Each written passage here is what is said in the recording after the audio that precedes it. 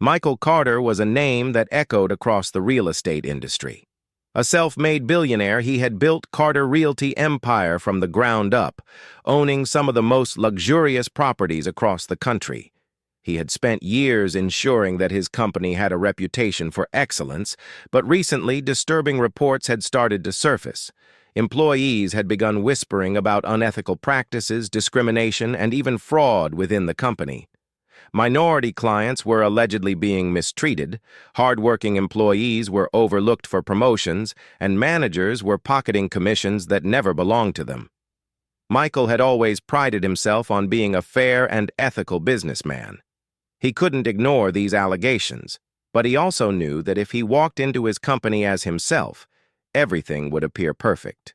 No one would dare show their true colors in front of the CEO. He needed to see the truth for himself. With the help of his trusted assistant, Vanessa, Michael devised a plan. He would go undercover as Mike Johnson, a struggling job seeker desperate for an opportunity. He changed his wardrobe, replacing expensive suits with worn-out clothing, got rid of his signature watch, and even let his well-groomed beard grow out slightly. His resume was stripped of any connection to Carter Realty empire, making him look like an ordinary man in need of work. When he arrived for the interview, the receptionist barely acknowledged him. She dismissed him with a wave of her hand, muttering, "Have a seat. Someone will get to you when they can." Michael observed the employees around him. The office was bustling, but there was an undeniable air of elitism. Certain staff members carried themselves with a sense of entitlement, while others, especially those of minority backgrounds, seemed to keep their heads down, working diligently, yet receiving little recognition. After a long wait, HR finally called him in. It was a rushed, impersonal interview. The woman barely looked up from her desk. "You'll start as a junior sales associate, low commissions, no bonuses for the first 3 months. If you don't hit your target, you're out. Got it?" Michael nodded. He had already sensed the toxicity within the company, but this was only the beginning. On his first day, he was placed under David Sterling, a senior manager notorious for his cutthroat approach. David believed power belonged to those who could manipulate the system. He had a clear, unspoken policy. Wealthy, white clients were prioritized, while minorities were subtly discouraged from pursuing high-end properties. Michael watched in disbelief as David turned away a black couple looking to purchase a luxury apartment. "It's probably out of their price range," David muttered, without even glancing at their financials. Moments later, he enthusiastically welcomed a less qualified white couple and offered them the same unit. Michael knew he needed to get deeper into this. He befriended his co-workers, pretending to be an eager new hire looking for mentorship. What he uncovered was disturbing. Employees feared speaking up. Those who had tried to challenge David's unethical behavior had been either fired or intimidated into silence. A culture of fear and corruption loomed over the office. But amidst the corruption, Michael found hope. Marcus, a young, ambitious real estate agent, refused to play dirty. He worked hard, treating every client with respect, regardless of their background. Because of this, he was frequently undermined and overlooked by his superiors. As the days passed, Michael gathered undeniable evidence. He recorded conversations where managers openly discussed overcharging minority clients. He documented promotions given based on favoritism rather than merit. The breaking point came when Marcus was falsely accused of mishandling a deal and fired on the spot. Michael knew it was a setup. That night, he sent Vanessa a message. "Prepare the termination files. I'm cleaning house tomorrow."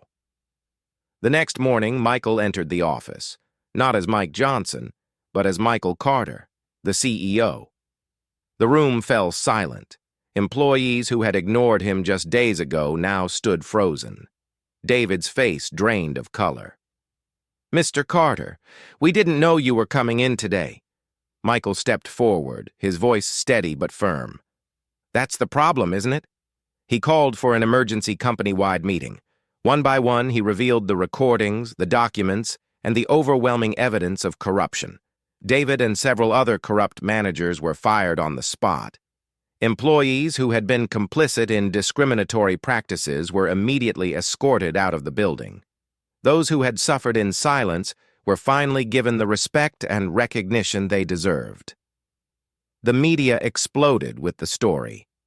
Carter Realty Empire became a symbol of what could happen when a leader took real action to fight injustice.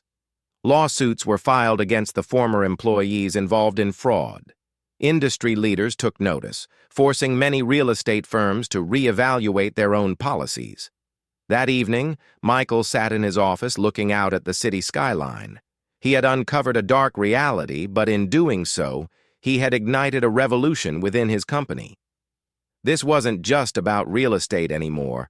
It was about justice, accountability, and ensuring that no one, regardless of background, would be denied a fair chance ever again.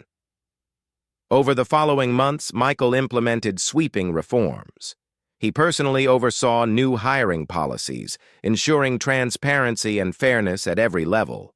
The corrupt former managers faced legal consequences, with some even serving jail time for their fraudulent activities. Other real estate firms began reviewing their own unethical practices, following Carter Realty Empire's example. The company became the gold standard for ethical business in the industry. Michael made sure diversity training was mandatory, and any discriminatory behavior was met with swift consequences. One afternoon, Marcus, now promoted to senior agent, walked into Michael's office.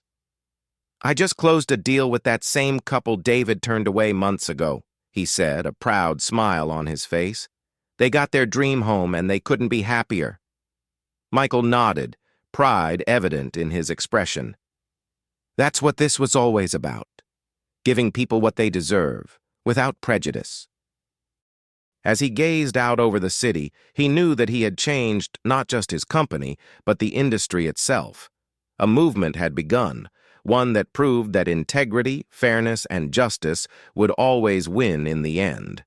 And with that, Michael Carter, the once undercover CEO, continued his mission, to build a world where business was conducted with honor, and success was measured not just in profits, but in the lives positively impacted along the way.